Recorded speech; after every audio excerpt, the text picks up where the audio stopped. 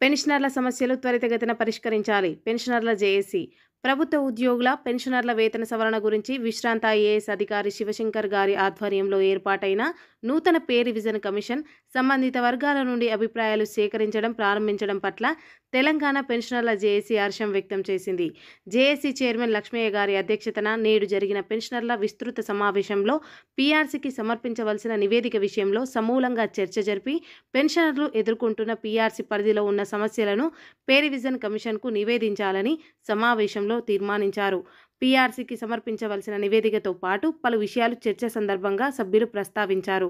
పెన్షనర్ల సమస్యలను పరిష్కరించడంలో గత ప్రభుత్వం దారుణంగా విఫలమైంది. ఇప్పుడు ముఖ్యమంత్రి రేవంత్ రెడ్డి, ఉప ముఖ్యమంత్రి బట్టి Vikramarka Congress party manifesto committee చైర్మన్గా వ్యవహరించి ప్రజలకు అన్ని విధాలా ఉపకరించే ప్రణాళిక తయారు చేసిన మంత్రి శ్రీధర్ బాబు, ఆరోగ్య శాఖ మంత్రి దామోదర రాజనరసింహ ప్రత్యేక శ్రద్ధ తీసుకొని పెన్షనర్లు ఎదుర్కొంటున్న సమస్యలు పరిష్కరిస్తారని ఆశాభావం వ్యక్తం చేశారు.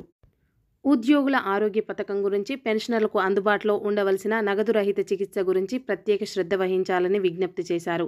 అలాగే 1/7/2023 వరకు రావాల్సిన 3 డిఆర్ విడతలను వెంటనే విడుదల చేయాలని కోరుతూ బకాయి పడ్డ 3 డిఏలను అధికారంలోకి వచ్చిన వెంటనే విడుదల చేస్తామని మేనిఫెస్టోలో ప్రకటించారని గుర్తు చేశారు. గత ప్రభుత్వం ఇంతవరకు ఎప్పుడూ చరిత్రలో లేని విధంగా ఉద్యోగులను, పెన్షనర్లను అవమానపరిచే రీతిలో కొత్త పీఆర్సీ సిఫారసులు అమలయ్యే వరకు మధ్యంతర వృత్తి కేవలం 5% ప్రకటించిందని, దానిని 20%గా సవరించవలసిందని సభ్యులు ముక్త కంఠంతో ప్రభుత్వాన్ని డిమాండ్ చేశారు.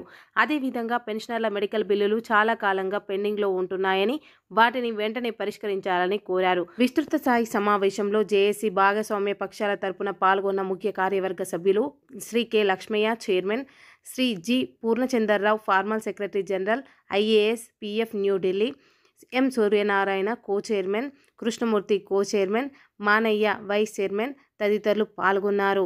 Subhakar Rao secretary general, chairman K Lakshmaiah.